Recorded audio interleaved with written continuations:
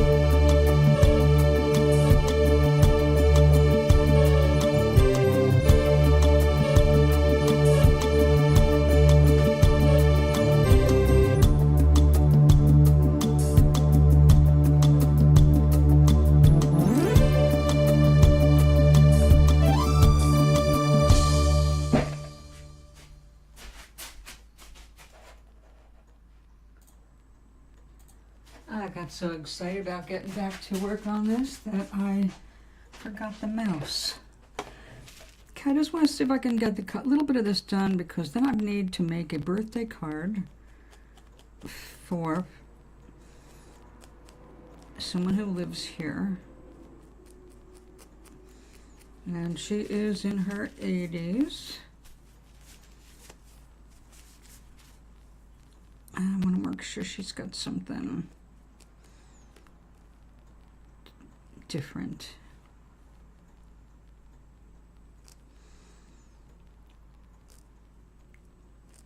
So I would get right on that, but I need to kind of make sure that this is not going to completely fall apart when I let this dry.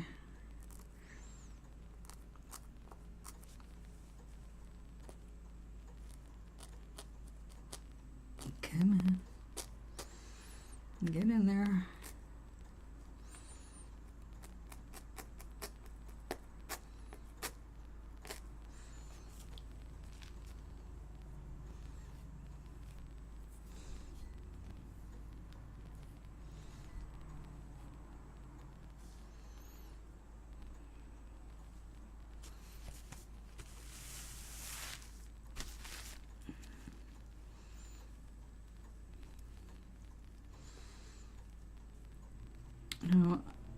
I am not just adding a shadow, I'm actually adding an anchor.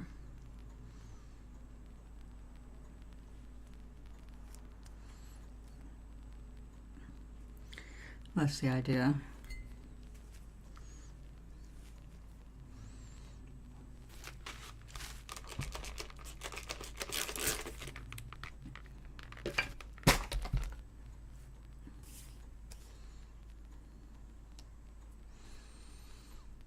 This is super fine.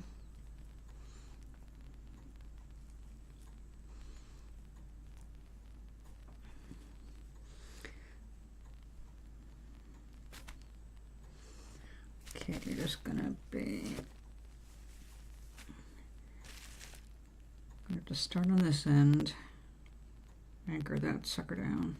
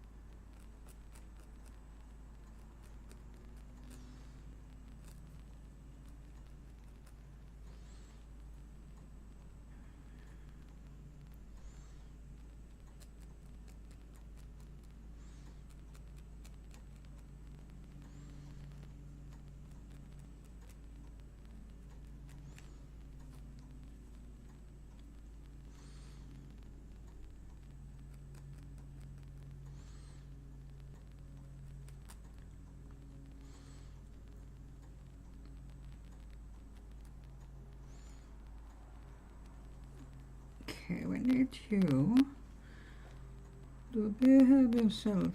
Get in there. May need to add more wool. I'm just trying to really keep it super thin here, though. Do we have that?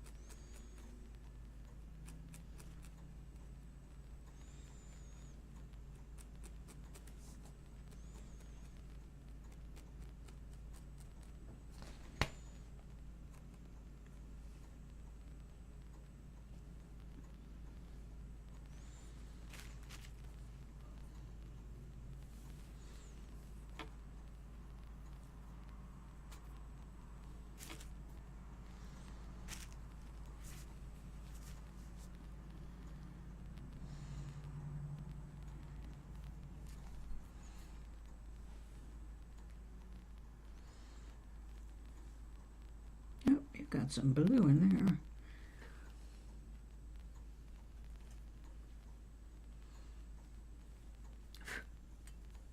Hey, don't you go anywhere.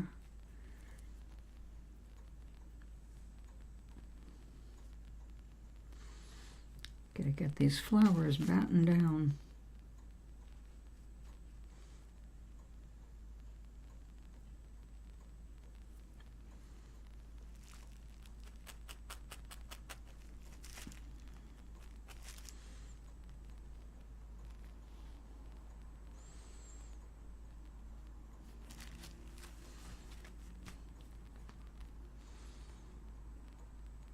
Stay there.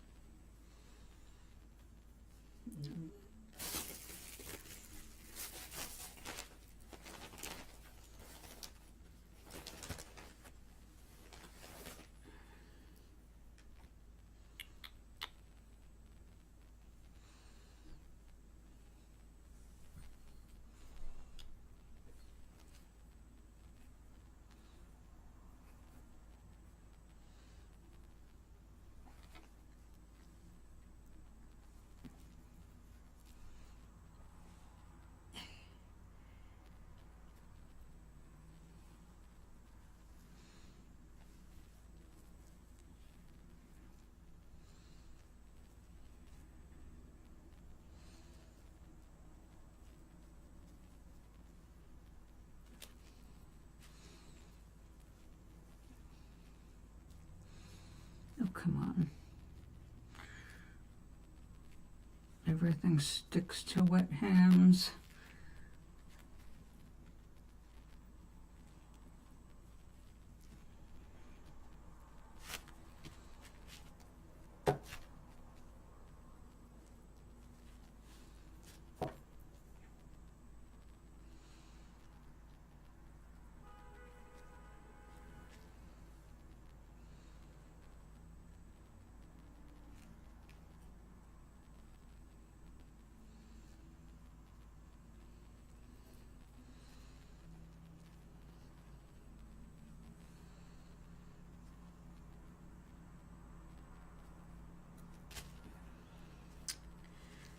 All right, let's get you tatted down. Because you're getting on my last nerve today.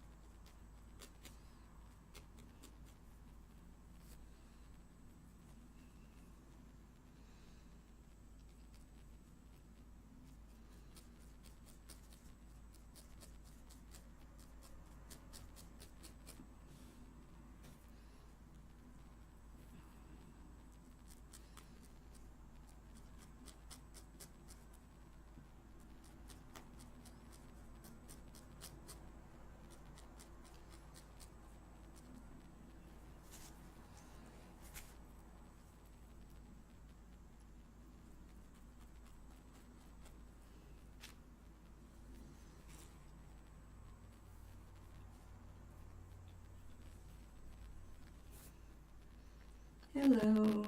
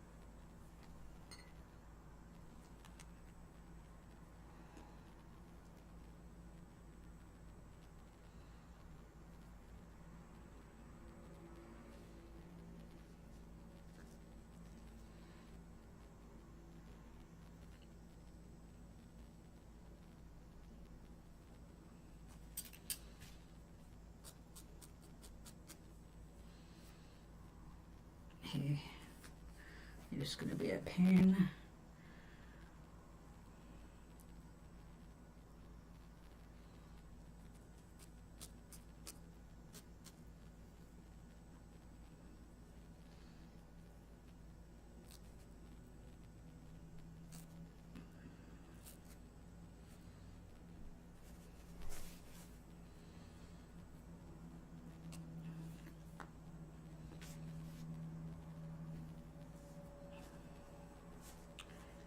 All right, now to protect these.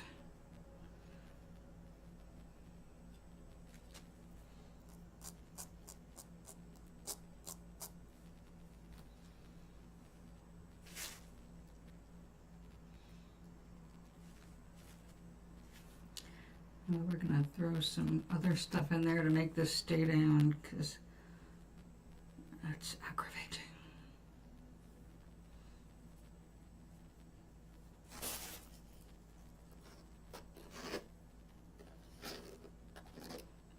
Ouch.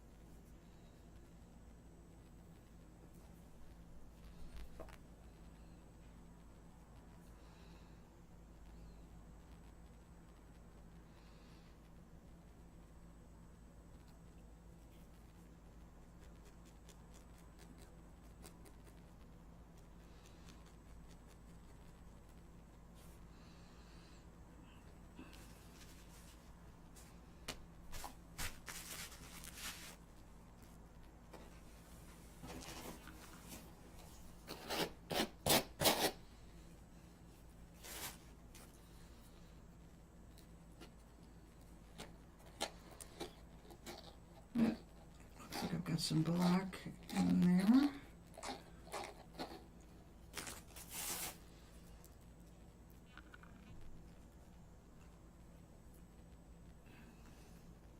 And a white fuzz.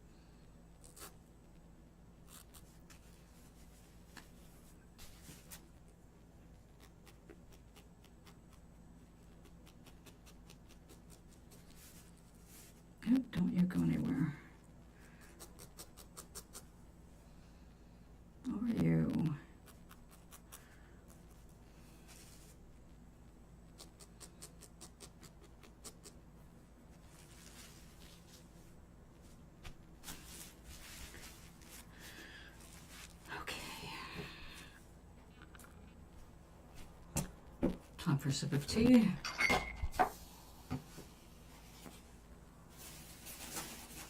Which just turned into a splash of tea.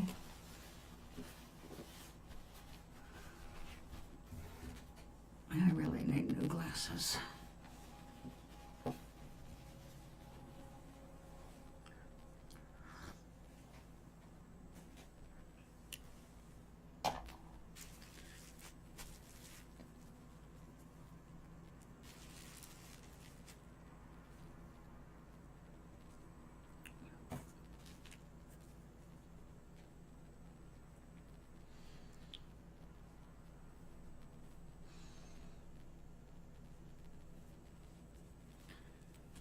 All right, now I need to get those flowers to stay down better.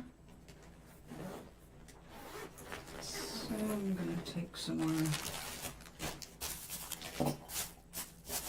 color.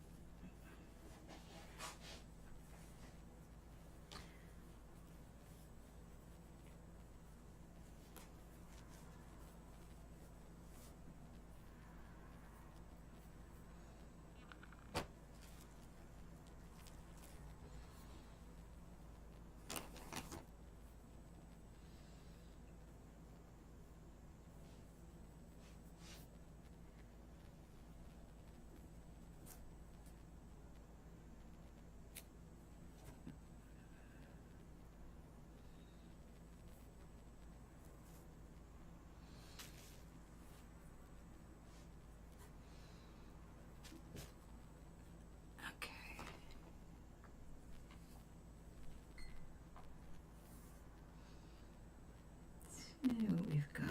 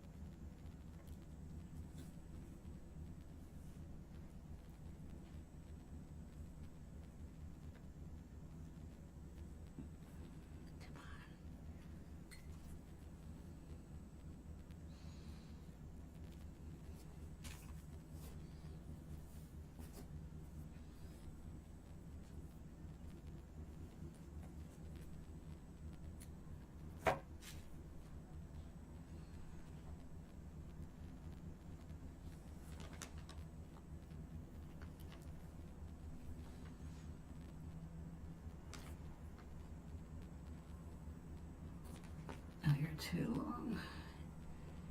There you go.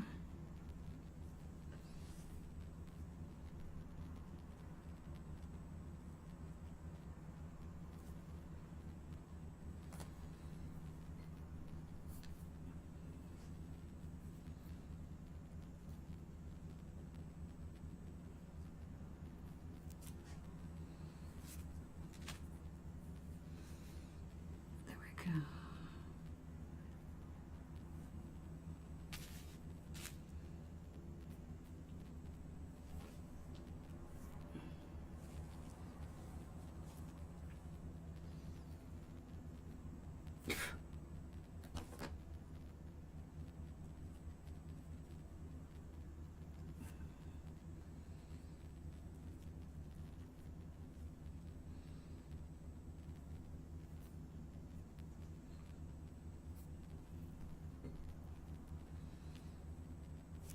I have not conquered all of the gnats.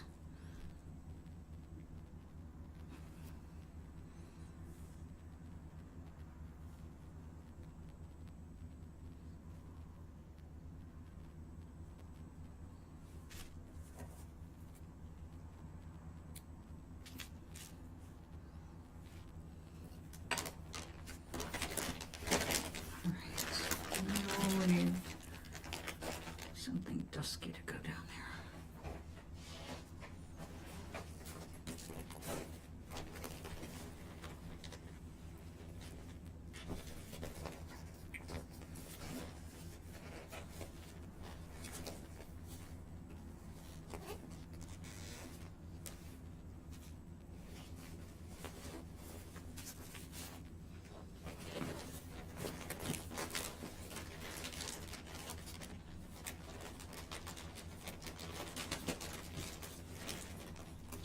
Isn't that gorgeous?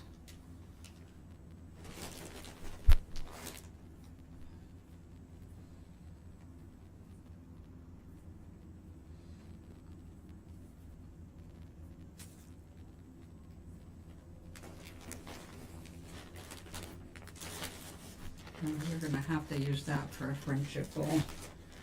It's just such a happy color.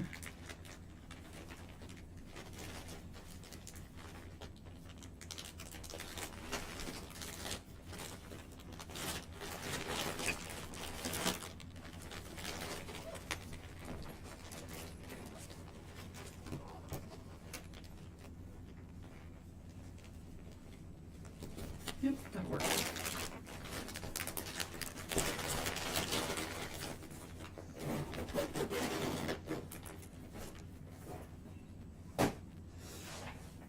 All right, we've got 1, 2, 3, 4, 5, 6, 7.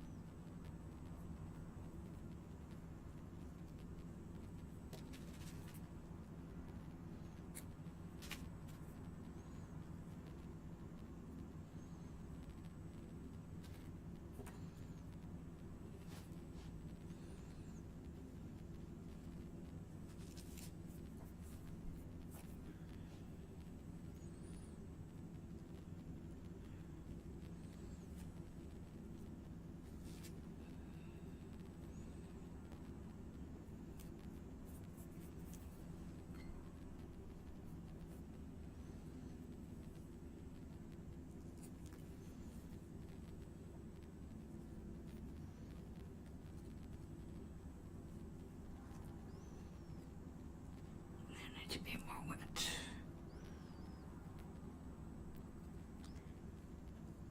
There we go.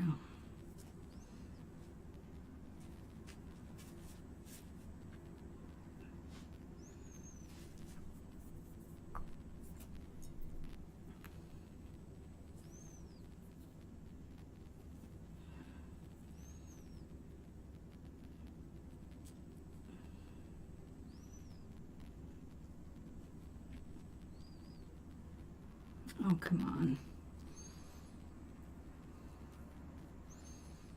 I don't want to spend all day on this again.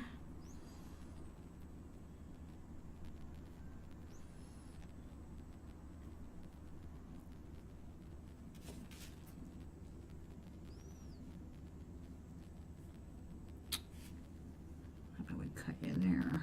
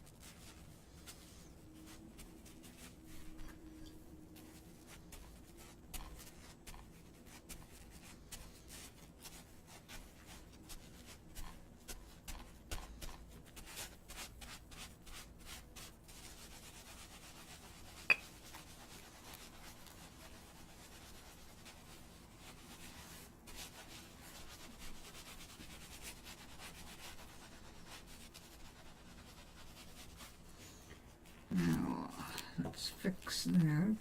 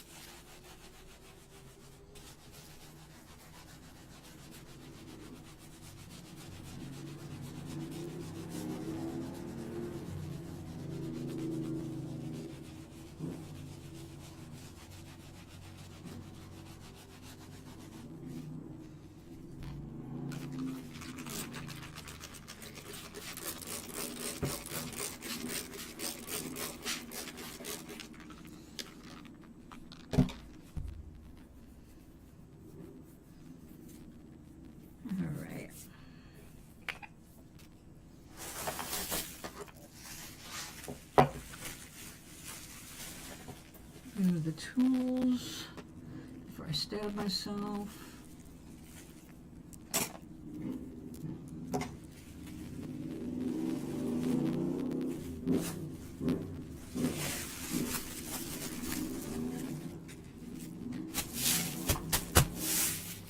A guy owns a Harley across the street. He always makes sure we know when he's home.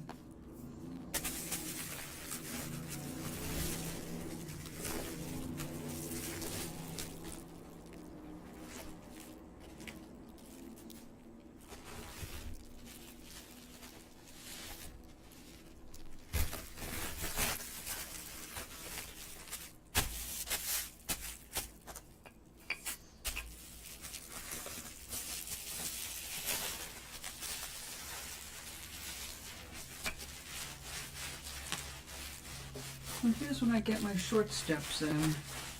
This registers on the Fitbit.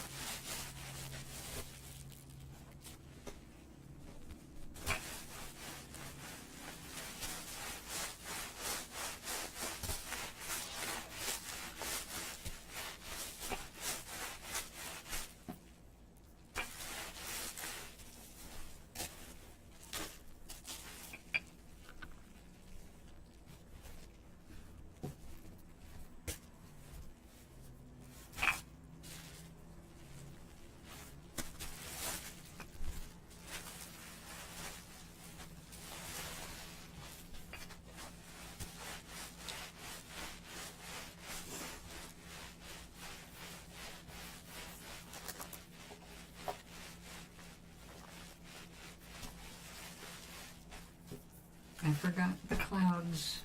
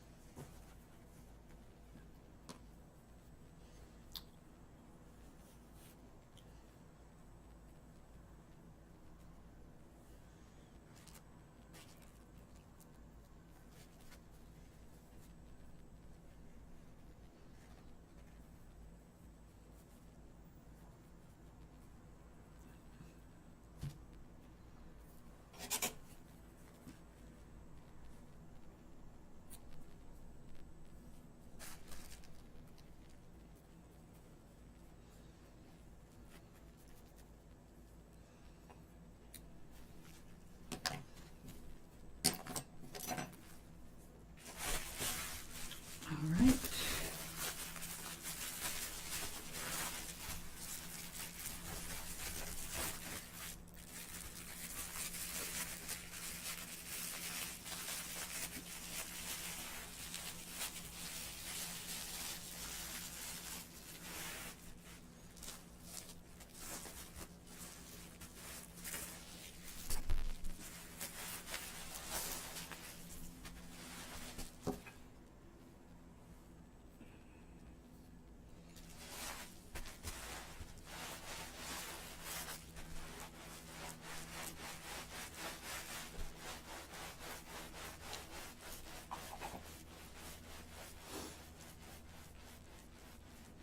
Hey Gary, how's your weather doing?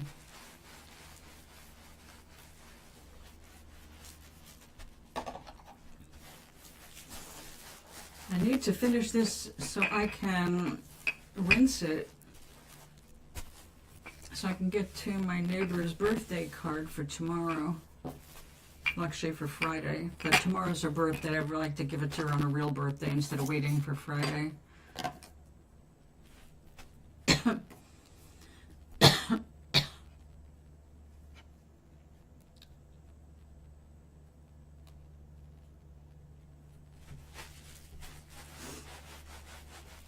How's your day been?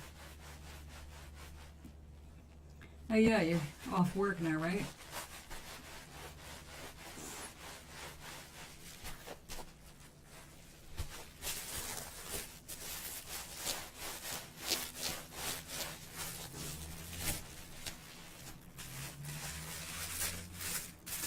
Well, we certainly have enough soap in this.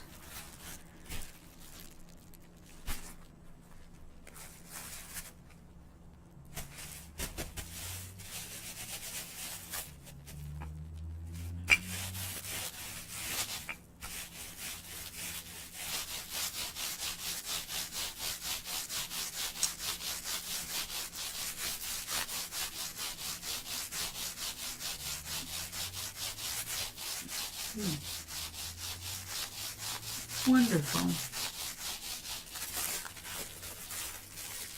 Looks like the blue is bleeding a little.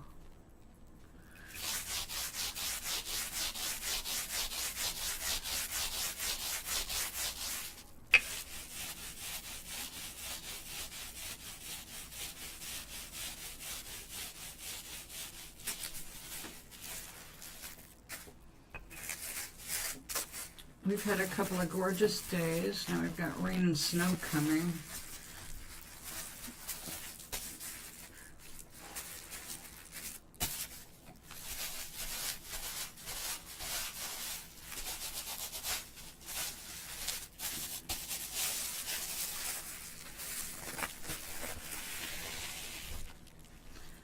Nope, you didn't stay down. Look at that.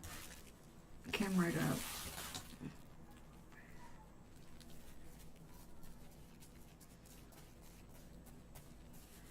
We're gonna just have to hand felt you.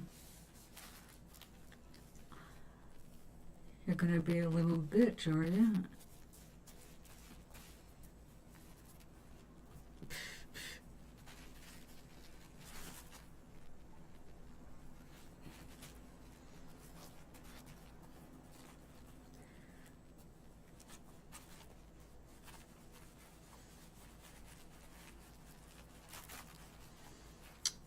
You didn't get much of a highlight there, did you? What do we have here? That'll work.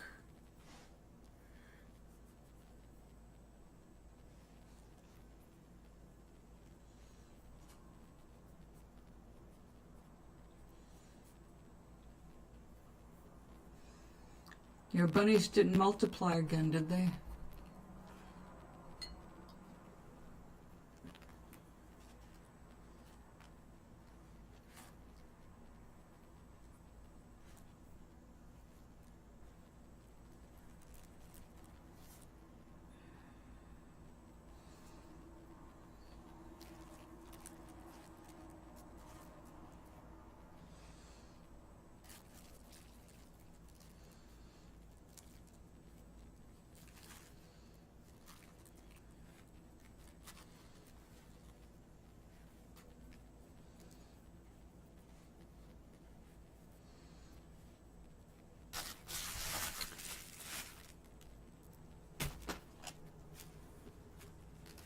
And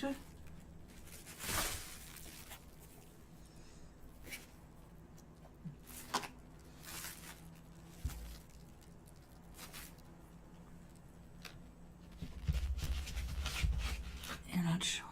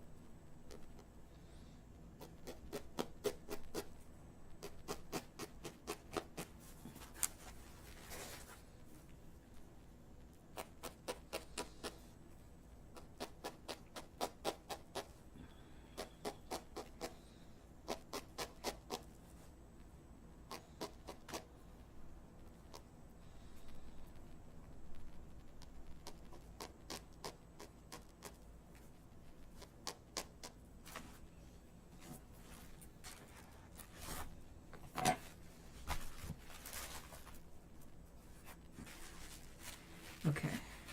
Now, last time, no more adding.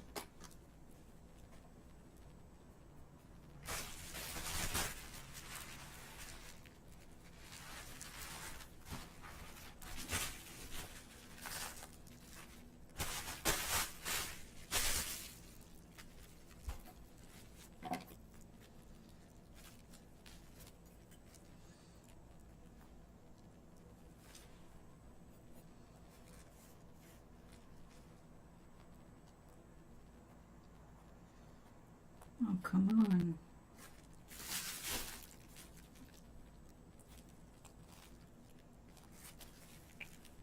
Excuse me.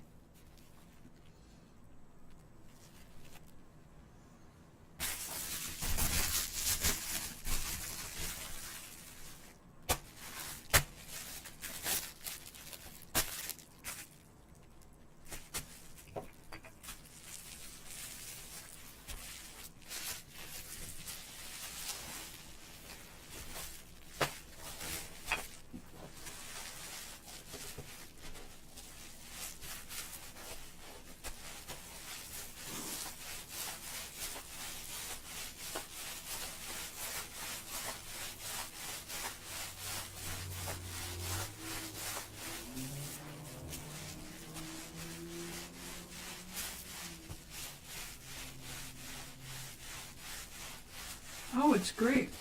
I got my new purple bed sheets in. I got cooling bamboo sheets for the summer. And they're really purple. I like it. I got a couple of purple, a darker purple satin pillowcases. So, yeah. Now it looks like we have a storm coming in.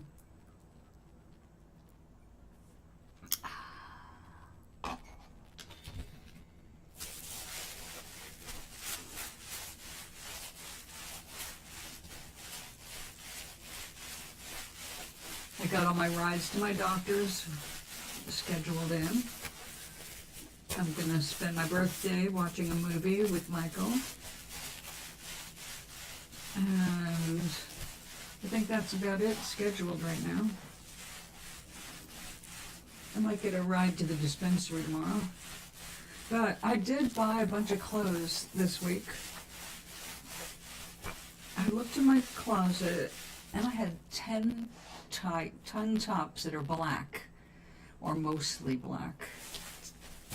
Actually, if I counted another couple of little things, I have more like 15 or 16 tops that are black. So I decided I needed to upgrade my wardrobe for spring and summer with some colors. So I got a few dresses and a few tops and a couple of bottoms. One of the bottoms, which is black, I bought to see the size of it because it was a good price and lightweight, kind of like muslin, and it ties at the ankles too. But you know how it is when you buy clothes when you're not trying them on. So I bought a medium in those and another pair that looked like, yeah, they ran small, so I ordered large. We'll see. And then whatever is the right size, I'll order the same style in a different color. So I have multiple pairs of pants. I've been wearing the same 8 pairs of tights for like, I don't know, 15 years now. It's a long time.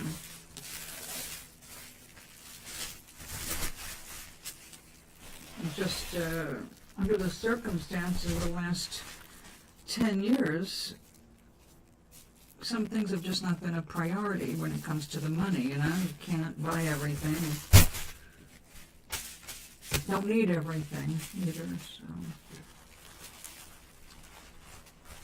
Alright, I'm going to do smooth side now.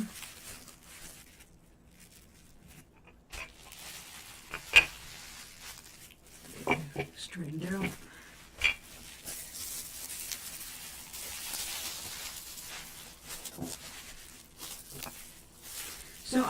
excited to be getting some new clothes because it's been quite some time since I've done more than get the like one-off thing. This time I went nuts. I actually have multiple things coming in on the same days. I mean, I didn't go nuts money-wise. I couldn't do that because I don't have it to go nuts with. But I did treat myself.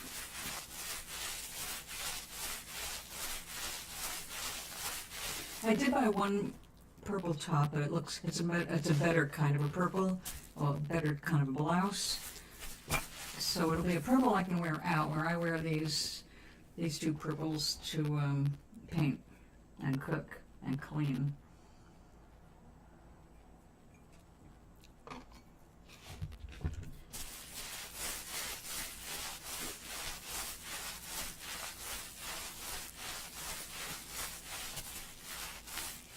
I asked you if your bunnies were multiplying. You have 2 rabbits now. I was joking about you coming home from work with a 3rd.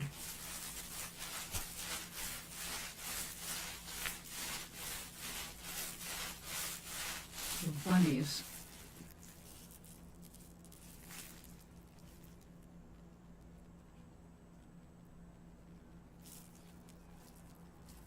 Fred's shirts? I don't know what Fred's shirts are. And yeah, it's way too hot for you. They're not even humane. Really wish you could work somewhere else.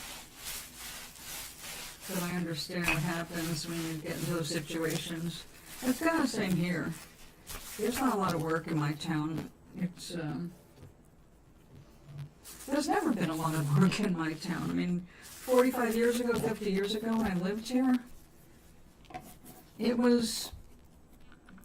and there was like small places, but a lot of the storefronts were empty. And now there's even more empty storefronts.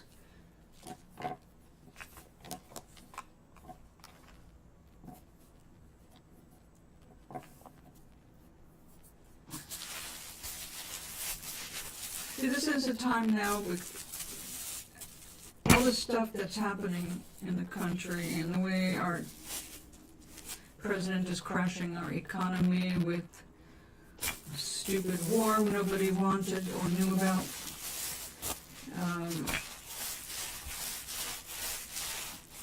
It actually could be an opportunity for people, although initially I'm sure it'll be scary as shit.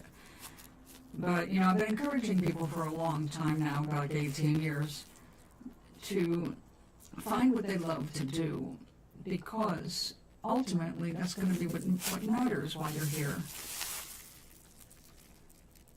It's beyond sad, it's murder. Outright murder. We killed those schoolgirls. Our first strike was on a school. And we've got Pete Hegseth acting like he's playing a fucking video game. We made an ad, I mean, or something like showing. No, they're nuts. They are just fucking horrible, horrible, horrible people, and they're nuts. You know, we have people that are from all over the area that come here to this show, and I haven't heard from them since this whole shit began. So I am concerned about them. That every one of them is in a country that is being attacked one way or the other. Yeah. And what about our innocent guys? We're sending our enlisted people there. They didn't ask for this. Yes, they signed up to defend this country, but that's not defending our country. They're pretending it is. Just doing Israel's bidding, and I have family in Israel, so I can talk. The country of Israel is not behind all this shit that's going on either. No more than we are behind Trump doing this to people. So, you know, they're being controlled by crazy far-right extremists too.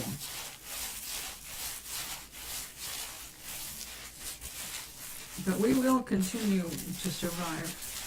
Now, right now, they're saying the best thing you can do for yourself is make sure that you can survive for the next 2 months, even off the grid, because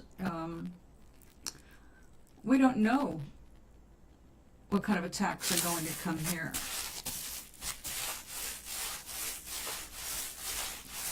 Just because they don't have a nuclear missile that can reach our country doesn't mean anything.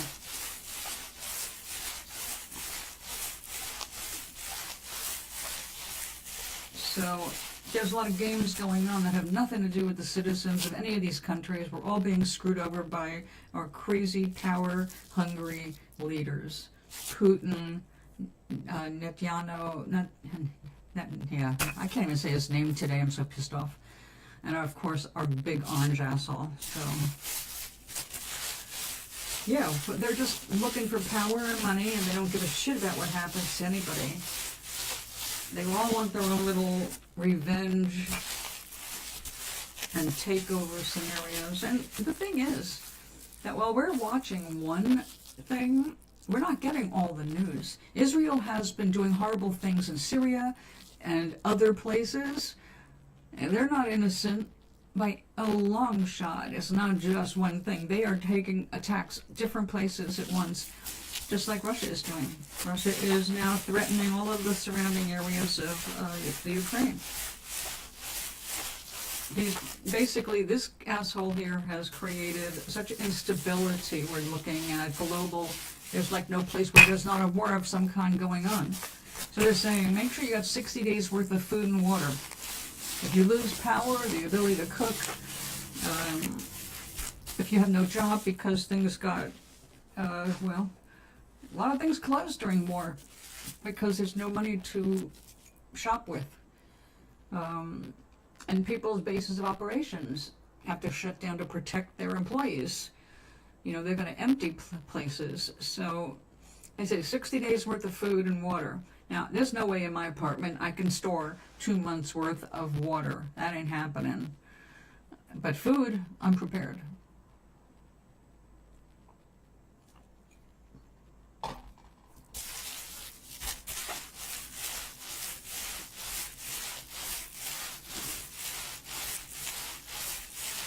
And I know how to cook on candles.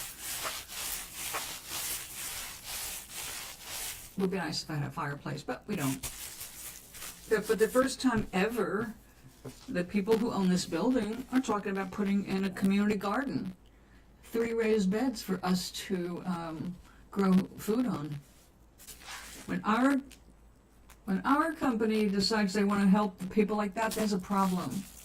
They know the shit's about to hit the fan. Like right now, actually, if you don't believe the White House and their bullshit numbers, we're actually already in recession. Job losses, all kinds of bad news. So it's really crazy for us to try and stick our heads in the sand and pretend things aren't changing. But everybody has skills. And everybody can gain skills. And everybody can help each other out. Because we're going to need to help each other out. Especially in the rural areas where we're going to be cut off. I mean, all these towns way out in the boondocks, they're losing their hospitals. Because those hospitals are owned by private equity. And they're losing propositions. So they open the hospital, they make their money, they go buy their 50-foot yacht, or bigger, rather. And, or say $50 million yachts, and then they close the hospitals. They say, oh, we're gone. So there's people losing their hospitals all over the place, and there are urgent care clinics. So, I mean, a lot of stuff is happening all at the same time. Now, it was intended by Russia that this would happen. Russia has been planning this for years. Just like Israel was looking for a dupe of a president here to go ahead and bomb Iran. He finally found a moron in ours, our current regime. But most people were avoiding those kinds of things because they could see down the pike a bit. And this guy just got up in the middle of the night and decided, now's the time. So, yeah. But I'm concerned about our friends. Our wonderful women and poets and artists that are all over that area.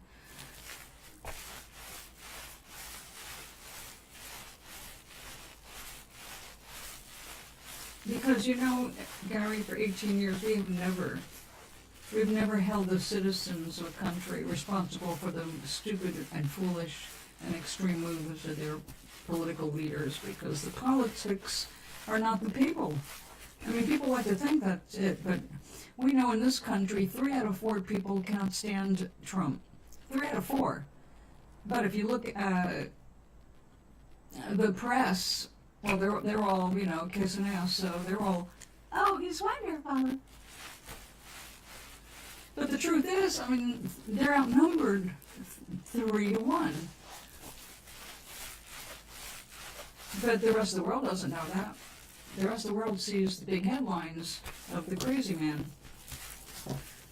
They don't know that all of us are going, no, stop it.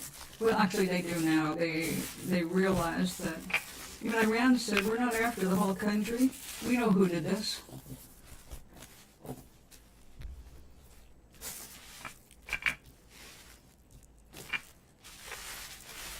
I didn't really want to talk about the war, but it is inevitable that we're going to have to discuss things like that, because the world is changing and we have to be alert and aware so that we can survive it. As I said, people, we can do all kinds of different things. We can share, we can teach, we can gather in our communities and help each other out. Because everywhere people are getting together to help each other out, we're seeing success stories. I saw a little thing this morning which cracked me up. I mean, it's really hard to be cracked up by any shitty thing, but in LA, they basically captured a whole bunch of DHS personnel. They trapped them within their own fences. I mean, when I say trap, they cut the fences, they got their own locks, they put barrels of their own barrels up against everything so they can't get out. I have to find that funny. Because these are people that have been harassing, arresting, deporting very wonderful people. So, yeah, they deserve it. I don't know what they're going to do with them, but I think it's a good reminder that when the people are working together, we don't have to be intimidated by the modern Nazis of our society. I hear these people are all concerned about trans people, all concerned about making sure the bathrooms are properly labeled. Right, that's their concern? There's maybe 100 people that they have to be concerned about in the whole fucking country? 330 million, they got 100 trans people they're going to freak out over. Instead of taking care of homelessness or any kind of poverty issues or hunger issues or pollution, no, they're just ignoring all of that, which is why we have to take care of ourselves. We have to get to know our neighbors. We've got to see what we can do for ourselves and how we can help others. And that's our only chance of survival. And in a way, I like that idea because so many people have become isolated, and their isolation is starting to cost them their humanity. They're not reaching out anymore. They're not being kind. Like I said, the good thing is that the more they make themselves visible, the more people are fighting back with kindness and compassion and rescuing each other, and that's what we need.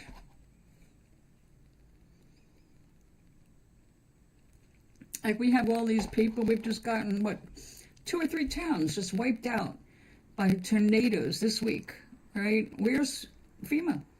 Have you heard one word in the news about any rescue operations aside from Ryan Hall-Y'all, a weatherman online who collects money to go and rescue people who are devastated by tornadoes or very serious storms? So we have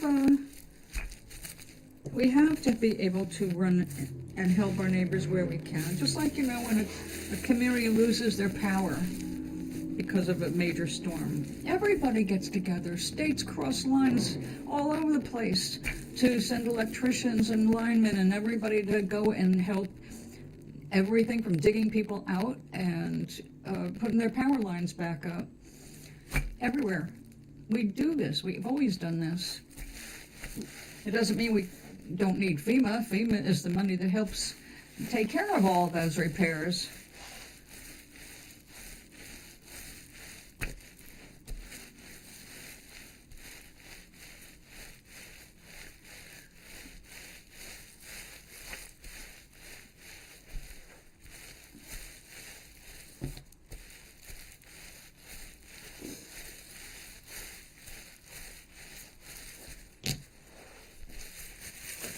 This is supposed to be like 400 rolls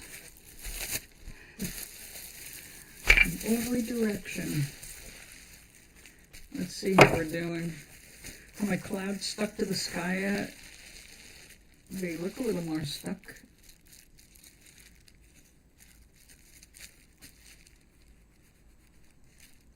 Not enough.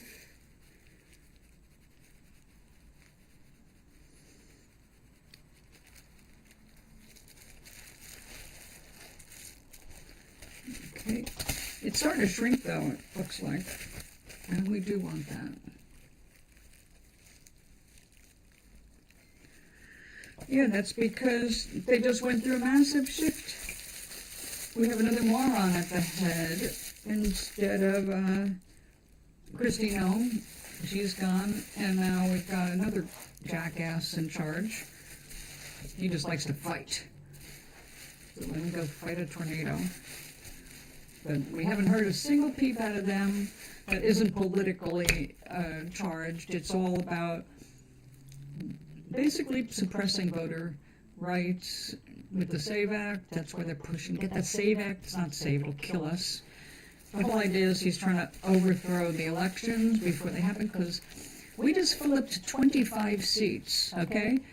When I say flipped 25 seats, you know that means 25 Republicans got voted out of office and replaced by Democrats that are going to be coming in on the primaries in November. And the Republicans did not flip a single seat. They did not turn any blue seats red, despite all their gerrymandering and suppression tactics. But we did 25 or 27 now. I forget what today's, I think it's 27 as of today, including Georgia. Marjorie Taylor Greene's seat looks like she's going to be replaced by a Dem.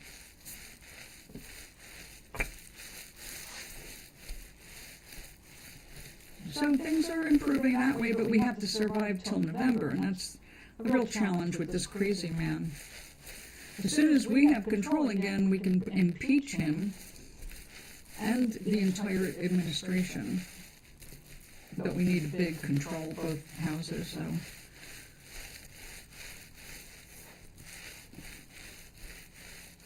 But in the meantime, he lost 3 cases today. So, I mean, we're fighting back. I really hate it when I look at the comments, people say, we're not fighting back. What are you doing? When are you going to fight? It's like, are you trying to egg us into a violent conflict? We are fighting on every legal ground in every state. We don't want to rush to arms because that means a lot of people get killed. And we have a president who's dying to turn the military out on the streets against us. He's waiting for violence, so we can't give him that.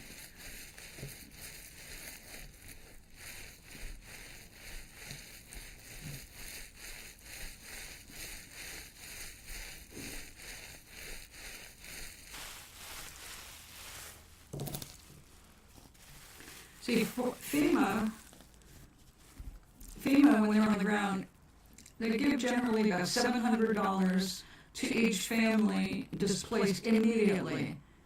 That's just so they can get food, shelter, water, medicine, whatever, and they help to get them like stabilized until they can file for claims for everything else. So $700 cash when you just saw your house disappear down the river or into the air is something. It's not enough to rebuild your house, but it's not supposed to. It's just to keep you alive until you can get what you need to rebuild.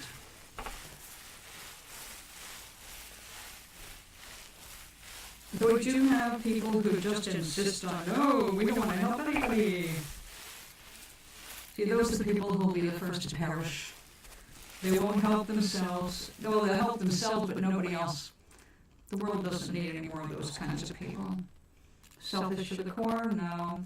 I'm always telling you, be selfish. Be selfish enough to care about how you feel and how you take care of yourself.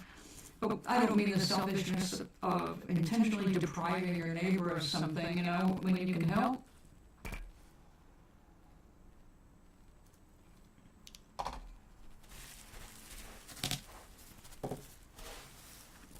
But anyway, we have bingo here twice a month. That becomes basically a potluck supper, right? Those of us who can, we bring food down. And this week was not my lucky week in the kitchen. I thought bingo was this last Monday, and I went and I made a load of little salmon croquettes. And I made sure I took all the bones out, so there would be no accidental crunches that you don't expect. And I made some good little croquettes, but my air fryer died before I had to do that, and I ended up having to deep fry them. So, we can't put oil down the drain, and it's a terrible thing to do to drains.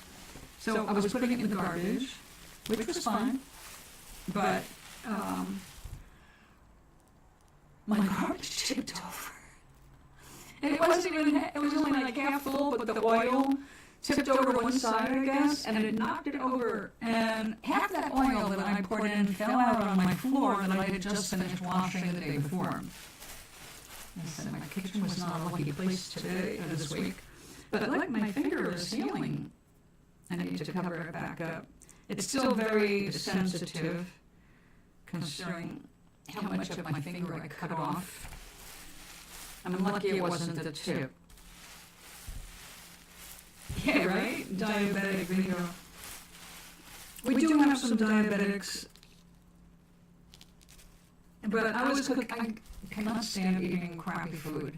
Most of the time, when people volunteer to cook some food, it's stuff I don't want to eat. It's processed food, or I usually win something, but see, the last few times there was nothing worth winning. Everybody was bringing in their used stuff to give away. And I'm like, come on. So I went to a dollar store and I got a big bag full of stuff. Yarn and little art kits, stuff like that. Oh, little towels for spring. Stuff that I know everybody can win, but also, everybody would like, but also stuff that I would not mind winning. So when I win, I can go up to the table and go, I think I'll take back this bar of soap, or I will take back this towel, because I could always use more towels. So anyway, no, the bingo wasn't the right night. It's this Monday coming. So I did all my cooking, made a mess in my kitchen, for nothing. I gave away a lot of salmon cakes, which is what I'm going to be having for dinner tonight with some cheese melted on them. I will not be cooking for Monday. I will probably bake something just because we've got so many birthdays coming up. And they didn't want me to have to bake for my own birthday, so they're picking up cupcakes tomorrow for Friday morning. We're having a party for all of us on Friday morning. And we need to make sure there's a chocolate cupcake for me.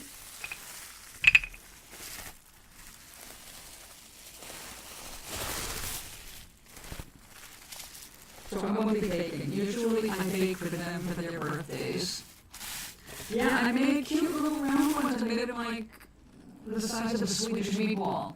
I wanted them to be toothpick size because sometimes we get a really good turnout. There's a lot of people there.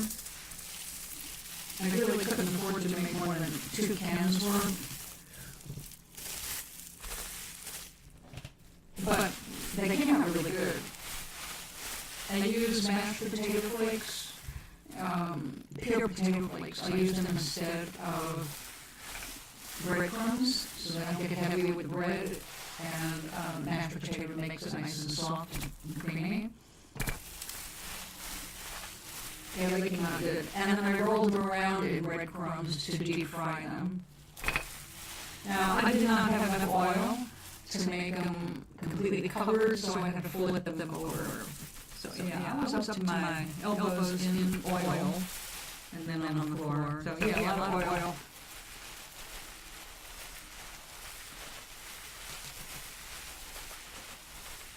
Because I don't make dinner tonight, I don't have to do too much cooking. Oh, and I tried making the flatbreads with tahini. So there would be sesame. And I found the original recipe. I made 2 pancakes, they look like pancakes. Flatbreads, you know. I made 2 of them and ate one, and went, you know what, this is a little bitter. It's like the bitter side of, that's probably why I don't like hummus. I love chickpeas, I love sesame seeds, but I don't like them all creamy and turned into a dip. However, when I added a little sugar, I made another one, and you couldn't taste the sugar. Oh, I didn't have sugar, I used maple syrup. And a tablespoon of maple syrup for the last 2 pancakes. And it came out good. It came out good. So I wrapped 2 of them in the refrigerator in between parchment paper, so they'll be good there for a few days. It's all it is egg, like a whole egg, 2 eggs, 4 tablespoons of tahini, and 2 tablespoons of water, and a dash of salt. Couldn't get much simpler than that. But it just didn't have enough, I don't know, like I said, a little bitterness or something like that. So I had one with a piece of provolone melted on it, just because I have round provolone, and I got some thin slices, so I just threw one of those on a round pancake. It just was the perfect size. Like, okay, I guess we're doing this instead of chopping up something else. It was good. It was good. I'm going to try some others, though. We have, I have been collecting recipes for different flatbreads. The next one I want to try is oatmeal. You use oatmeal or oat flour, and I forget. I think you can make it with just plain oat flour and water, and make a wrap with that. Which is nice to know. There's other recipes where you mix the oat flour with other things, like beet juice instead of water. So you get the health benefit of the beets without the beet itself. Or you can grind some up and throw it into. Pretty much anything that you throw is hold together in the pan, you can make a wrap with it. The difference is how you handle it so that it's going to either get crisp or it's going to stay soft and flexible. Like I made some with chickpea flour. Really good, really easy. Just chickpea flour and water and salt. And I didn't need to add any kind of sweetener. It was just great. And that ended up with a little, it was soft at first, but then when it cooled down and got a little crispy, so I was able to like fold it in half like a taco and just put some lettuce and some stuff in the middle of it. It was really good. I keep chickpea flour on hand now all the time because it's really super fast bread. And it really doesn't taste like a lot, chickpea. It's very mild flavor. And but last week I threw in some, I think curry powder. Hot curry, yes I did. That did help it. I like spice. Now, in fact, I looked up for more exotic recipes for salmon croquettes because every recipe seems very much like the same. They're all pretty much the same. Like this one goes for salmon, everybody does this one and that one. And I found one recipe that was different from all the others because it contained mayonnaise. And I'm thinking, well, I can see it's a tartar sauce because, that's pretty good.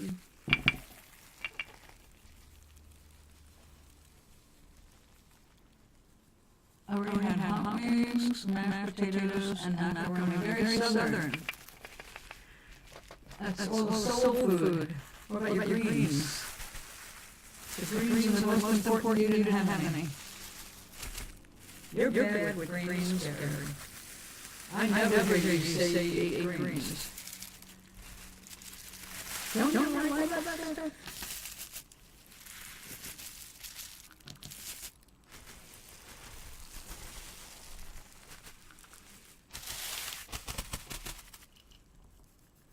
Now, I know okra is a popular red down south.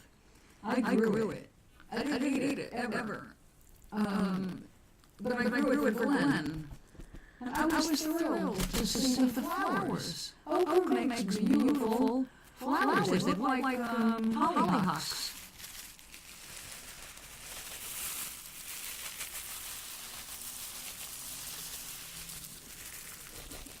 But I don't like anything that's slimy in the middle.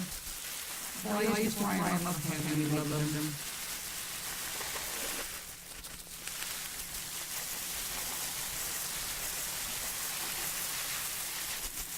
Now, one thing I miss from there, because I don't ever see them up here, I do now and then very rarely, collard greens. I love collards. I did not have to move down south to discover collards. But it was when I went down there that I saw how they kill them. It's like, what is this? Green mush in my dark green mush on my plate. Oh, that's collards. Really? I don't recognize them. My collards used to be bright green.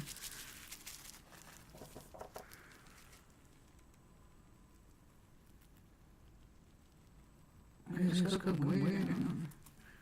You know, they've been so careful and still get hair in there, little things. Like, what the hell are you doing here? Okay, that's doing better. That's doing better. It is not done. Damn it.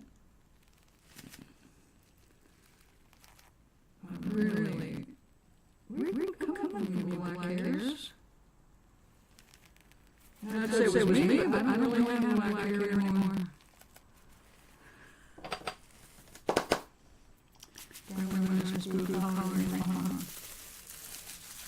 Well, I'll definitely want to roast some of those. Depending on where they put the beds, because, you know, waste. And this is some more. But collards like the cool, like cabbage. Cabbage, broccoli, all the grasses love cold weather. And then if you plant them later in the season, you have all the problems you have when you do in the spring, like the big gardeners do. Foolish.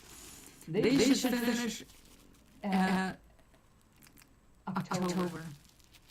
I picked my last head of broccoli down south on December 15 one year. It was Glenn's birthday. And it was so good. I went out to the garden and had to throw all the ice off the top of it because we felt the snow. It was so sweet. That's how I ended up getting Glenn to help me in the garden. It was so impressive at the taste difference. I got that how I don't know. Like, let's do more of this. Plus nothing, because it'll work. Because, you know, getting the little baby plants and spring down south, that's not much of anything. Yeah, my broccoli is really wonderful down there. But when I planted it early, like everybody wants to, can't wait to get everything in the ground early, but that's also when bugs hit the worst. It's not the best time to plant everything.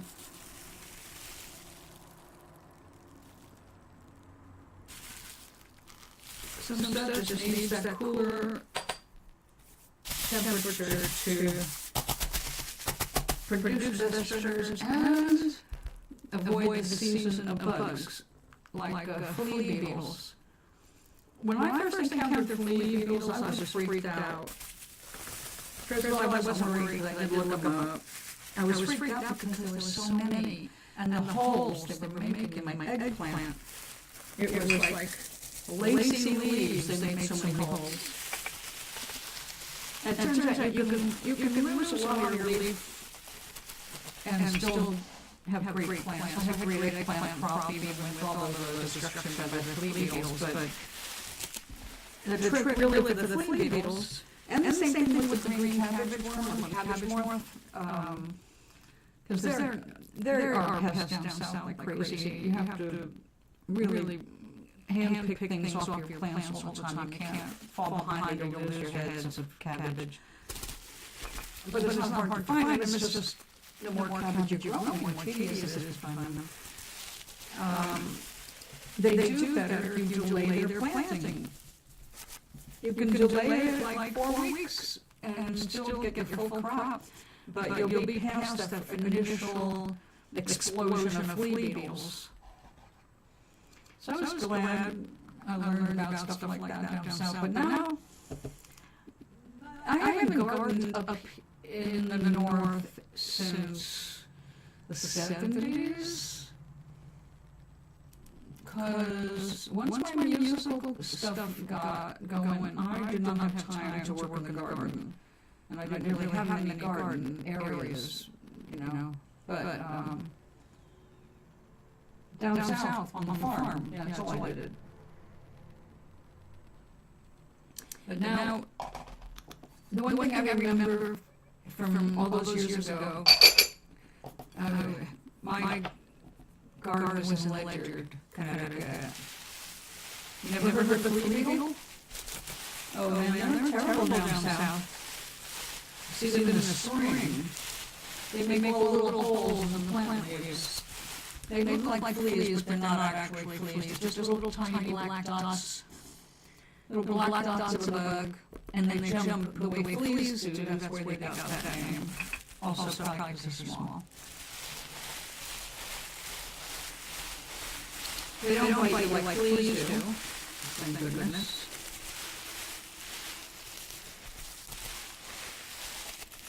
But one of the things I like about farmers that know their stuff is they always have catch crops, stuff to catch the bugs. So the bugs eat the crap that you don't care about.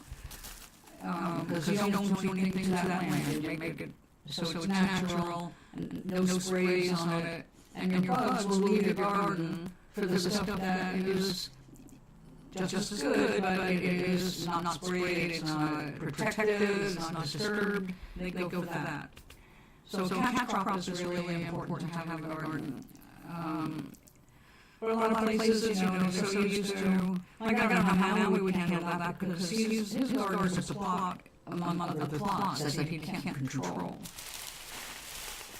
So that has to be problematic for him periodically because he can't do anything that's going to affect the other people's properties. And that means if they're covered in bugs and they're right there next to his, you know, it's really going to be impossible to protect his own garden. But I told him, like, one of them was basically abandoned and just growing the weeds. I said, good, let it do it. Don't mow it. Don't do anything to it because the bugs from your garden will like that better because you're always disturbing yours, and there they'll be in peace to eat.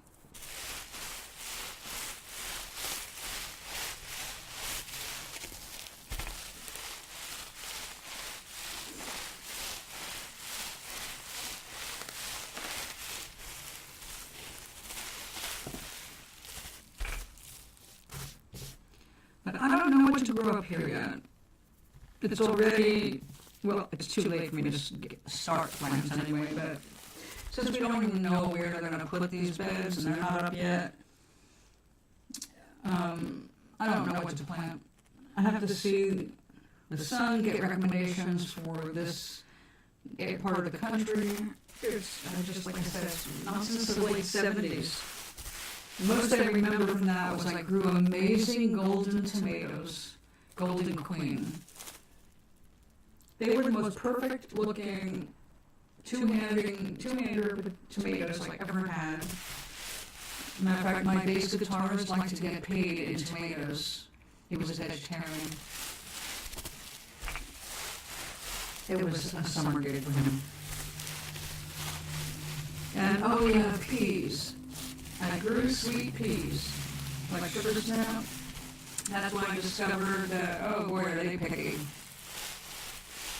Then one year I grew some, I had a nice garden going in front of my place, but that's why I discovered orb spiders. Orb weavers. Like, I did not know a spider got that big, or that the webs got that big. It blocked my whole garden. I mean, like, I went out there one morning to do my usual morning thing in the garden, and I couldn't get to it because this gigantic spider web was attached to the house, into the garden, and all my stuff was behind the spider web. I didn't know where to go. And the spider itself, it was like 2 inches long. Gorgeous spider. It looked like it had been zigzag painted with yellow and green. It was beautiful in the middle of the web. It was smart because after all that stuff was trying to get to my garden, and she got to them first. But then I couldn't go and harvest my stuff because I didn't want to go near the spider. Yeah, I had not heard about orb weavers at that point. I was all new to that. I was a city girl with my first moving into the country. And nobody teaching me anything about that. So that's when I started studying, putting food up and farming long before I got to actually live on a farm. I was doing that in New York when I was 18. It's like, someday I'm going to live on a farm. I'm going to grow my own food. I'm going to put it up. And I did.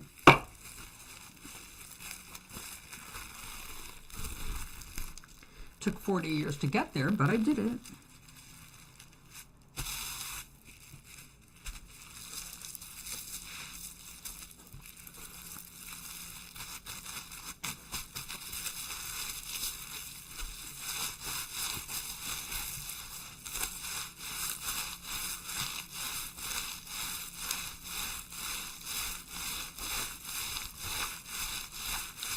I have, actually, Gary. I'm really glad that I have always been somewhat independent. It wasn't that I always wanted to be independent. Like most people, I wanted to partner up. I wanted that forever love. And it doesn't always work out. I think people should start adjusting to the idea that not every love is forever, and don't be so devastated if it ends after 10, 11 years. Average lifespan of a marriage. I was looking at that with the actors getting divorced. I thought, that's really weird. It seems like half of them, if they're going to break up, they do so around the 11th year. And I realized when I was starting to have problems with Glenn, it was the 11th year. Maybe it was the 12th. Oh, but the 11th year.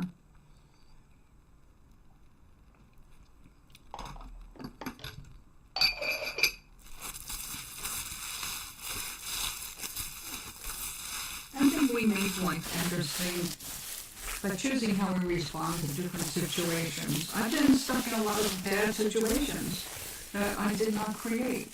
You know, like ending up homeless so young. Well, I did not create that intentionally anyway, but I guess a part of me did energetically. I wanted to get away from the bad people, and eventually, even though it ended up being not a great way to go, I ended up without the bad people. But then you end up in those situations, and it's sink or swim. And, you know, it's really funny. My best friend, the one I dedicated No Maris to her and my father, Mindy. My best friend Mindy is now in Tennessee.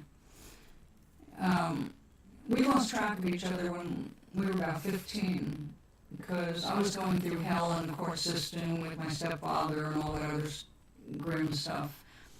And I moved around and she was living in Brooklyn and we lost track of each other. But her birthday is May 1st and I never forgot that. So every May 1st I would write a poem to my best friend Mindy.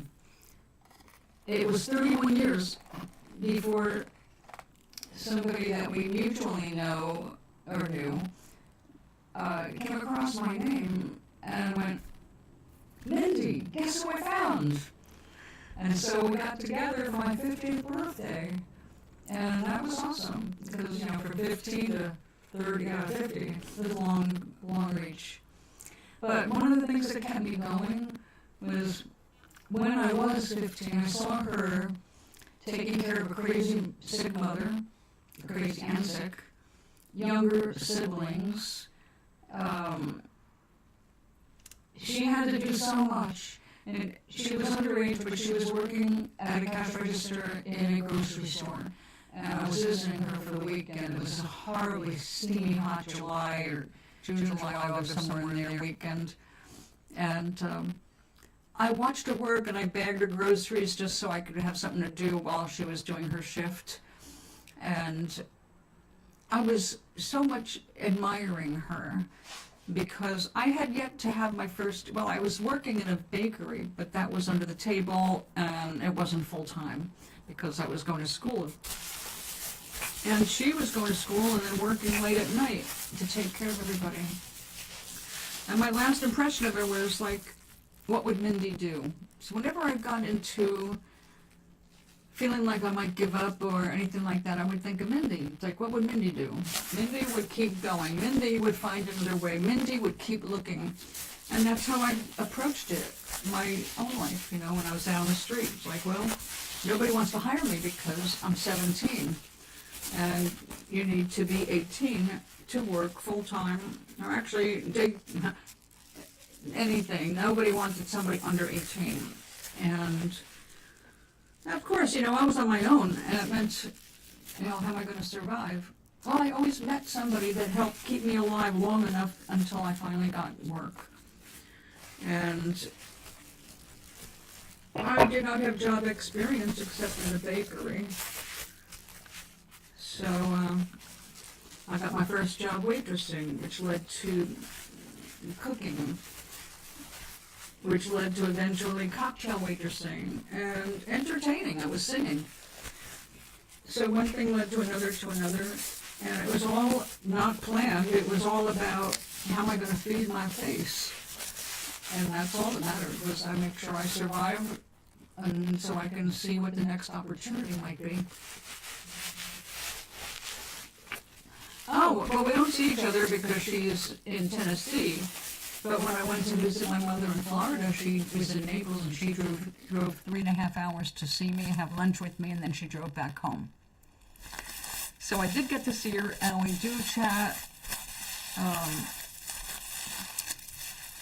Matter of fact, today I texted her to see how she was doing because of the tornadoes.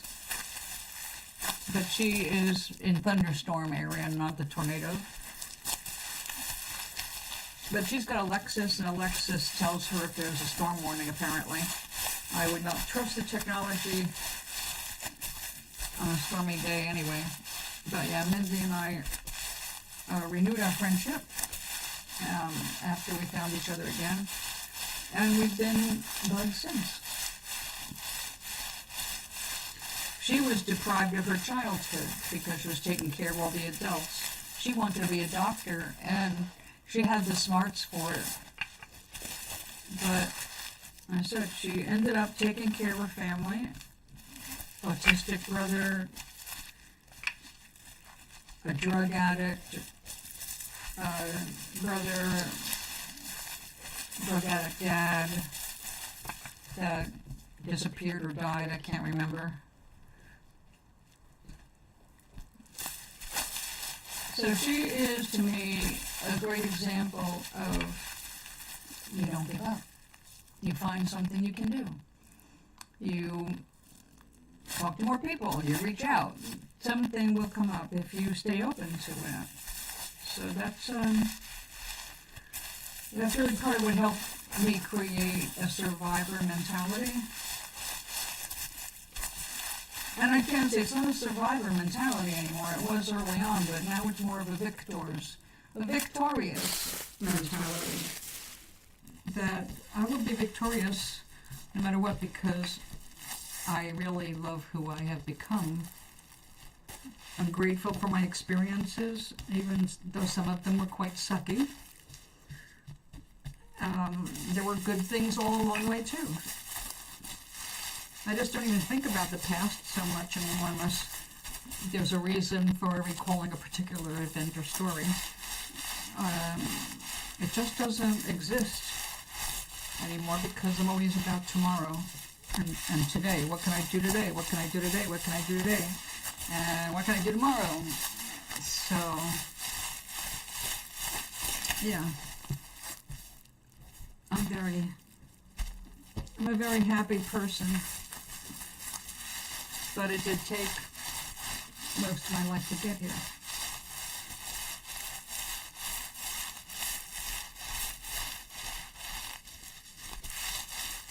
This should almost be done.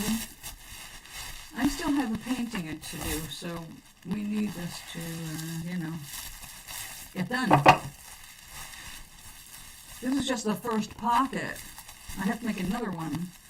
It's going to be a different scene. I want a day scene and a night scene.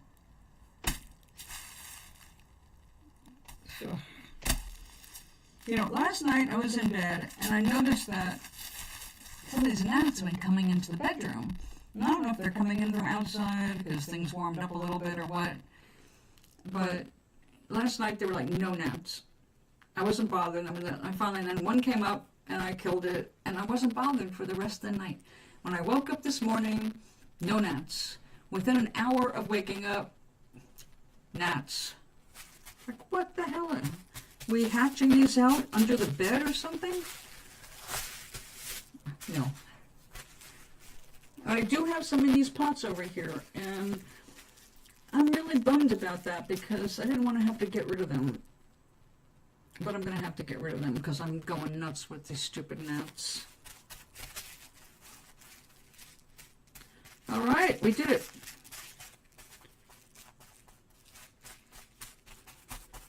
Yay, finally. Another little hair in there. All right, I am going to go rinse this out because it's getting sticky with all of the soap. And I'll be right back. Here, you hang up and dry. Looks like we're getting some nice clouds. Okay, back in a minute.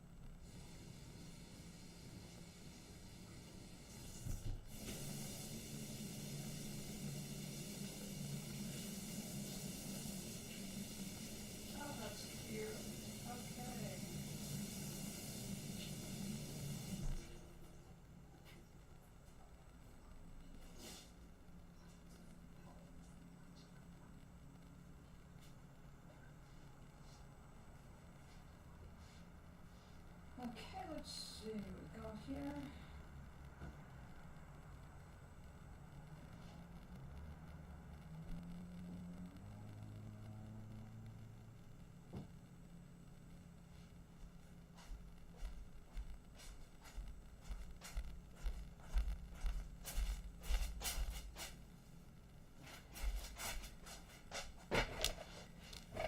Okay.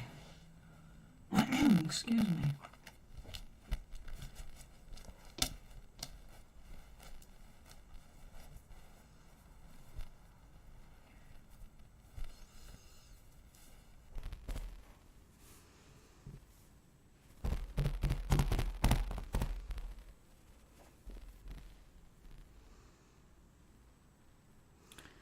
That could be moved in a little more.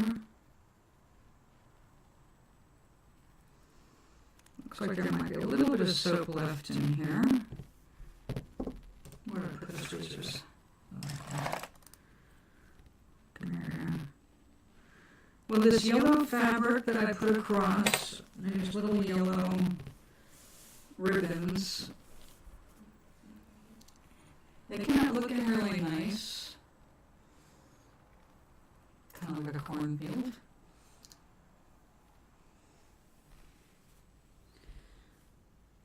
Now these were last minute additions, so they may not stick, but I know how to make it work.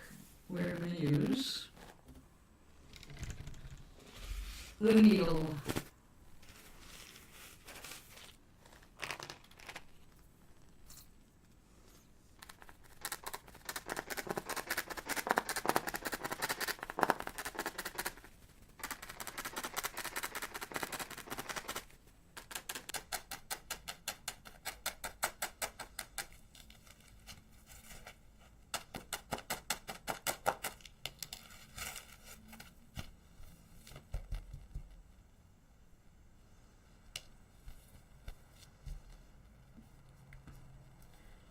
All right, now we just have to dry this so it can shrink up a little more.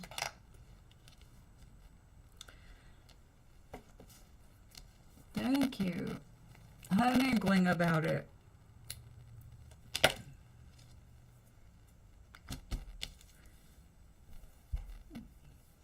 All right, let's see how much it's shrunk so far.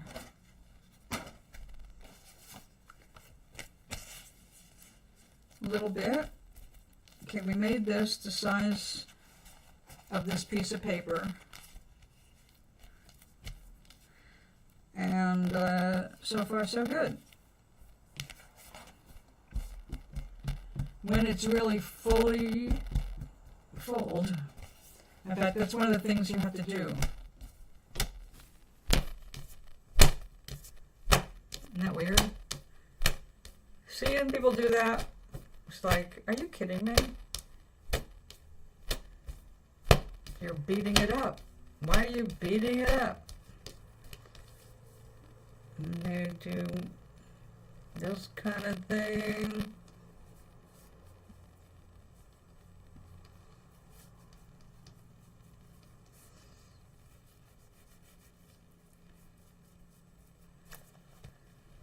And thank you, Gary. So we'll go ahead and roll this up a little more. We'll get some more moisture out of this. That's the nice thing about the wool. It wicks really quickly. That's why they put it on soaps, to make them last longer.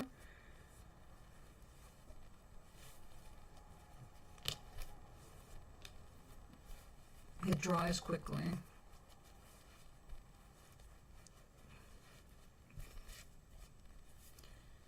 Now it holds your heat when you're wearing like wool socks. So wool socks, even if they're wet, will keep you warm.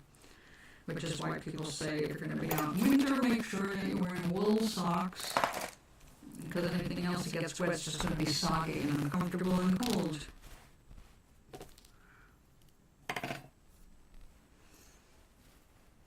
I don't camp in the winter, so I don't know. In fact, the only time I've ever camped, aside from more than 50 years ago, and it was in the desert, Arizona, California.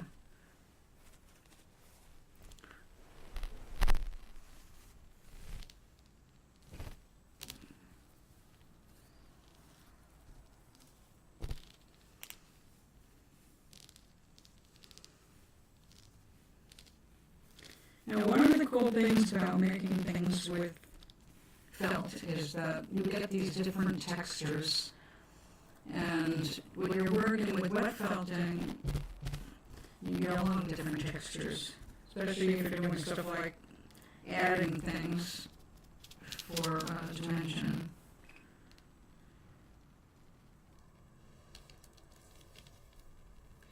Well, I like it. It's not the most beautiful thing I've ever done, but it's going on a sweatshirt that has no pockets, and it drives me crazy. Okay, yay! Now, I have something important to do.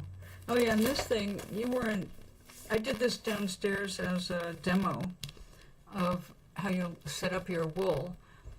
And I did it on top of this felt that's already been made. But the problem was, this was fresh wool that had never shrunken, and this was already well shrunken. So when this shrunk, it made everything wrinkle. So I pulled it all off. So you can see how thin this wool really is. You can see holes all through it, because I wanted this to be as light and lacy as possible. Now, I don't know if I'm going to ever do anything with this, but it could be turned into a picture by using the needle felting technique, putting this on this now that this has already been shrunk. I do love playing with the wool, and I do love playing with all the colors.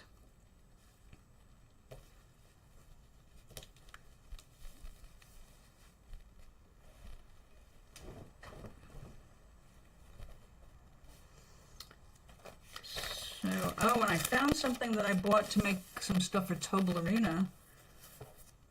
I found this burlap trim. Well, burlap is one of the things that can get felted into something if you want to use it. So I thought, this could be interesting in making a more rustic style felt basket. I got this from the dollar store, so there's not a whole lot. It says 1 yard of each, which for my little projects is plenty. But it's really cool looking stuff. Let's take a better look at it.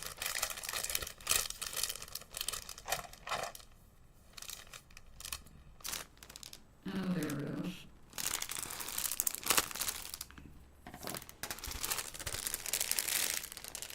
Yeah, where were these self-sealing bags when I was doing soap? I wouldn't have saved me so much time. Oh yeah, look at that. That's pretty.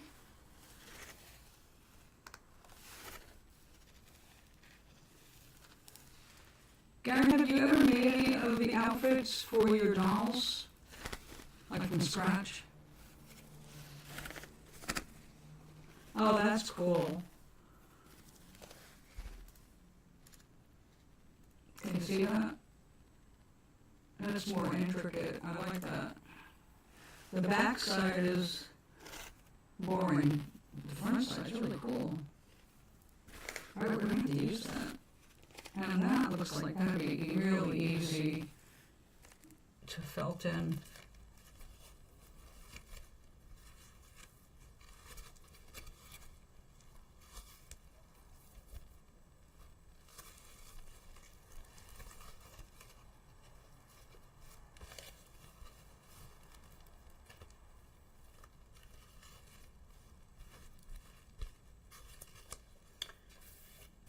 Okay, the paint.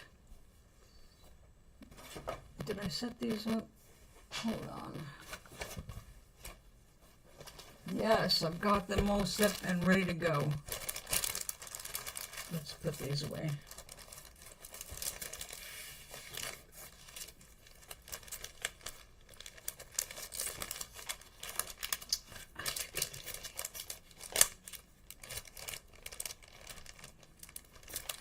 It's been one of those days.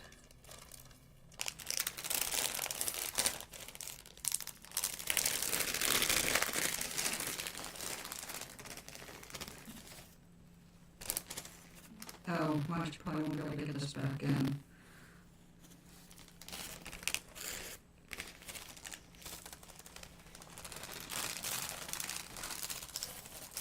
I'll have another place to put that.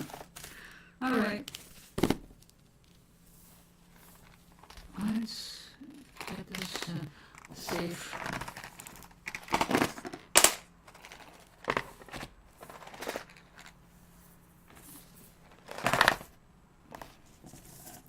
Now all of this excess stuff, that's all mixed up colors, that can be used to help make little things like on the inside of bigger projects, because you have to build it up with wool.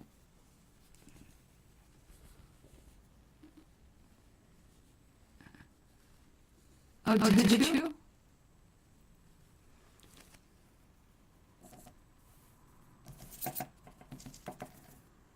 The reason I asked actually is because when I used to get stuff for my eggs, I used to go to this awesome place in LA for Swarovski crystals and stuff like that. Stuff that was really hard to find anywhere else.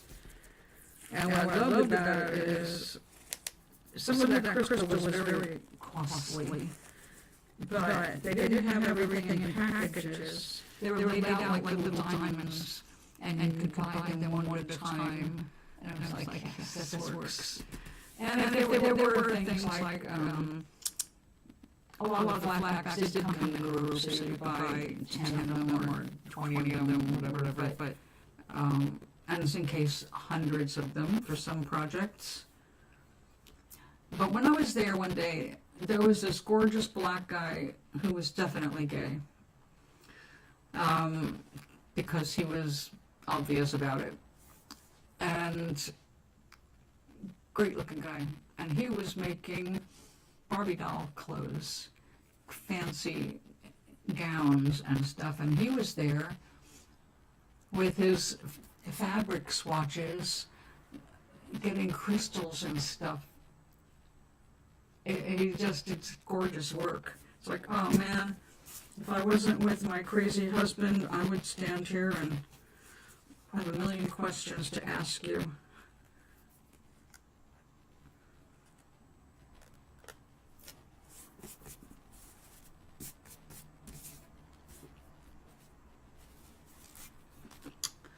Okay, I must go get the other things here. Move that over there. Wait a second. Oh, when I got my air fryer, I got all of the stuff I needed. I wanted to make a template for doing the felting out of this material, but nobody had any. And then my air fryer came wrapped in it. Like, all right, I'm gonna clean it now.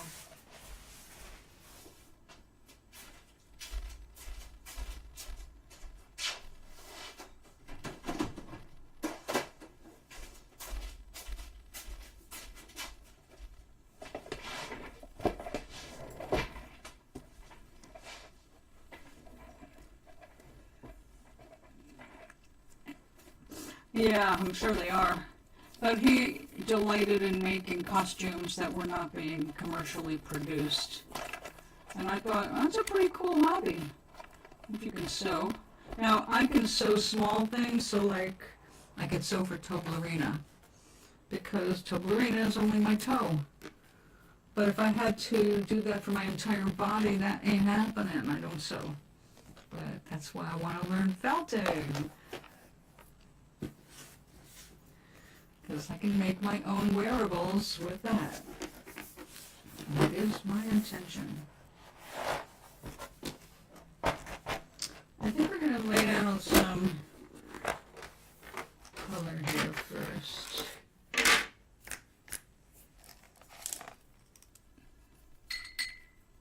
Well, the dolls themselves are pretty cheap online. I mean, what did it cost you for 100 Kens? Let's see, she likes pink.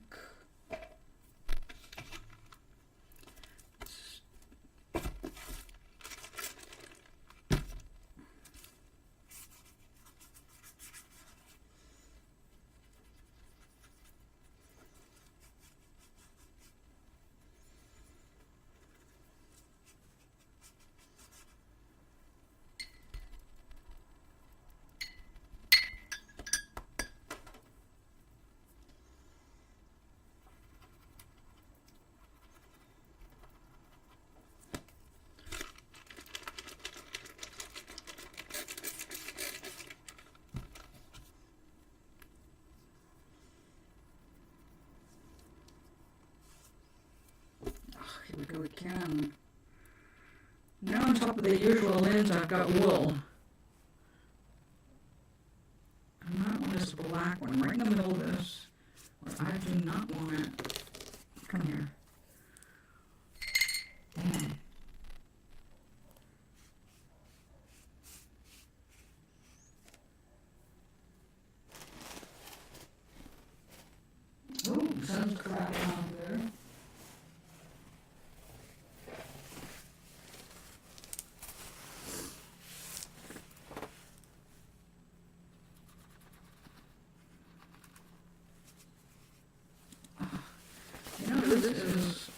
too much. What the hell?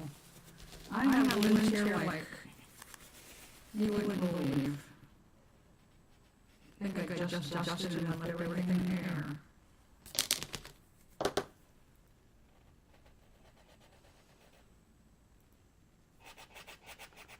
I'm going to destroy this paper. I'm going to have to use this.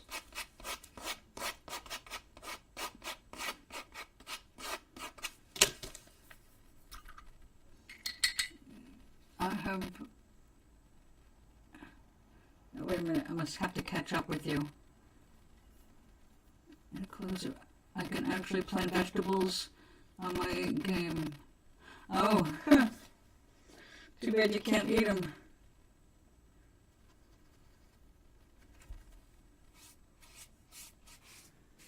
Alright, now the scratches should help move color. Just pumpkins.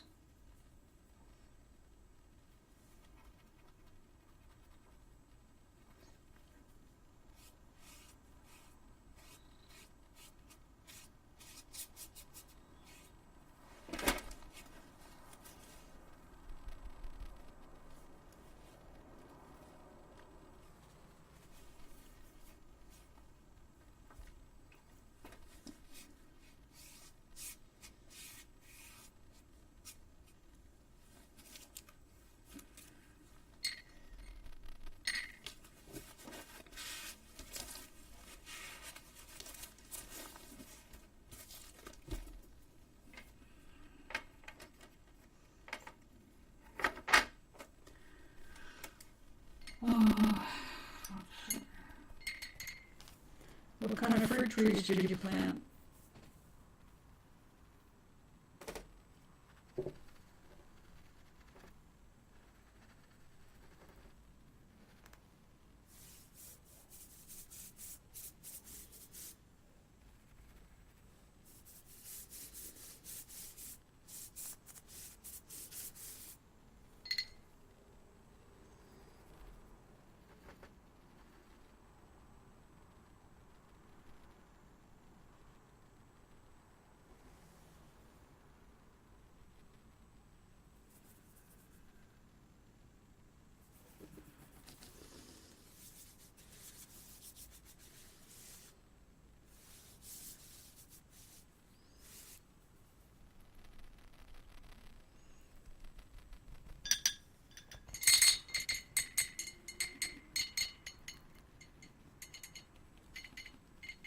Well, that sounds yummy.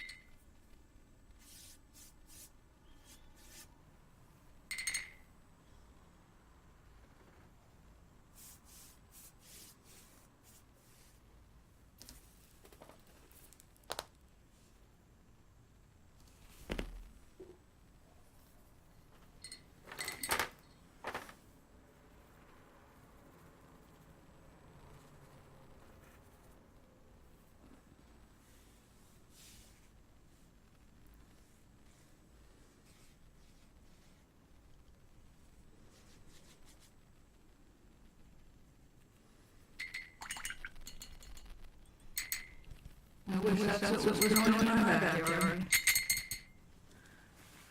I miss having fruit trees. But I never had much for my own. It's always been neighbors' fruit trees. Our fruit trees did not do well on red clay.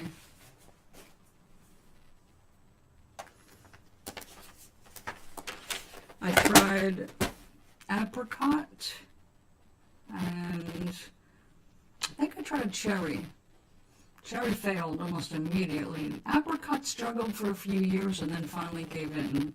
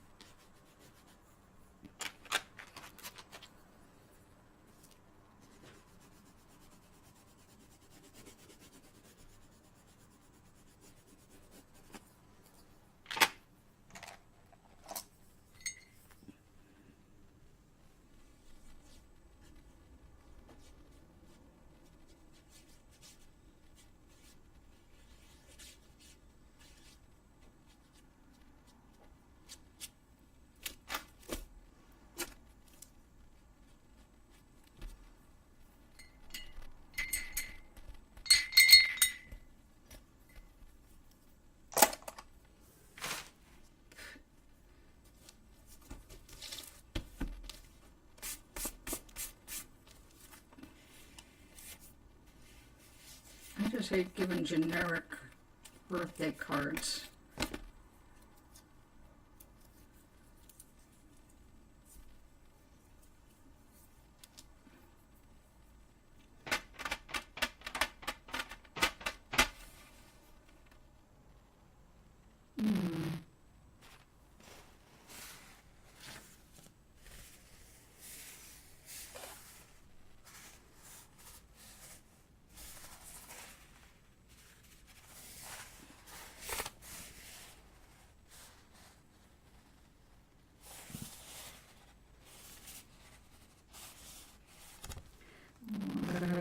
To dry.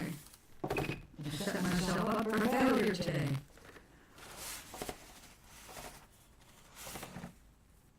No. I don't do anything today.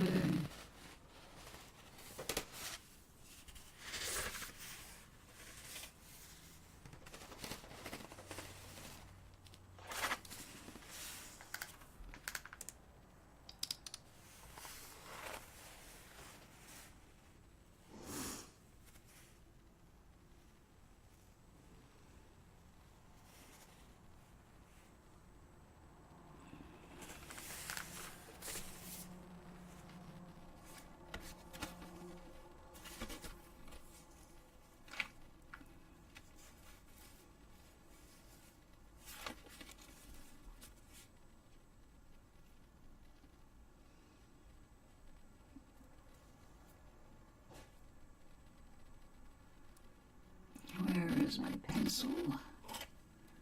I see a message.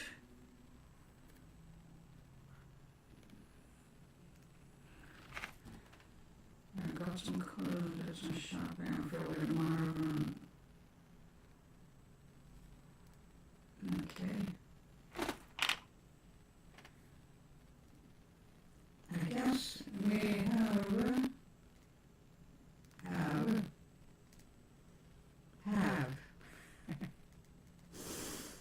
It's giving me 6 typos. I guess we have to wait and see. Cupcakes have been picked up for the Friday. Ew.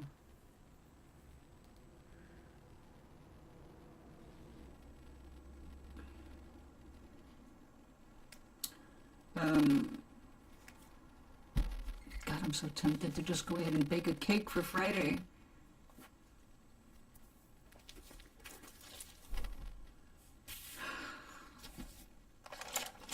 But if I do, I will be insulting people, and I don't want to insult anybody. It's just a birthday celebration. And it's not like an outstanding one.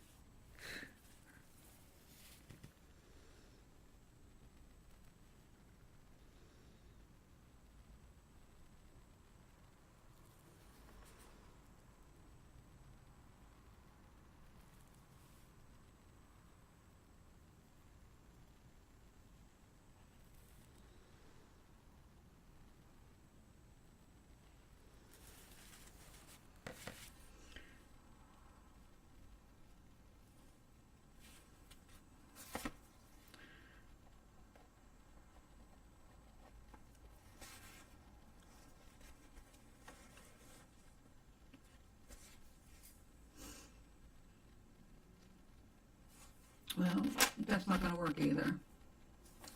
A red velvet cake in the refrigerator. Yeah, I'm not into that.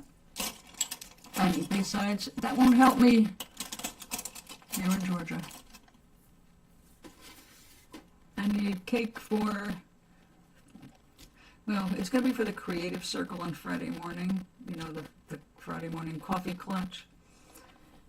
But we're celebrating 3 birthdays. And Gloria, long distance, she was our 4th. Alright, little angel, you're going to have to sit. You have to dry. You have to dry. I guess I'm done for now. I'm going to have to do her card in the morning. Well, it's going to be a crappy weather day tomorrow. So, I guess I'm going to have time.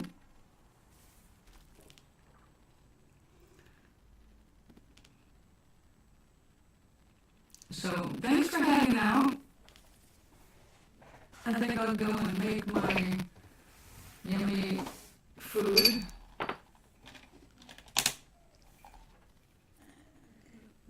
Wait for the weird weather to come in.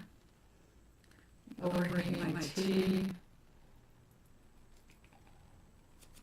You enjoy your cake, dear. I will eventually enjoy a chocolate cupcake with probably way too much frosting on Friday. Until then, it's up to me to entertain my own stomach. So I'll be back at some point tomorrow. I just don't know what time.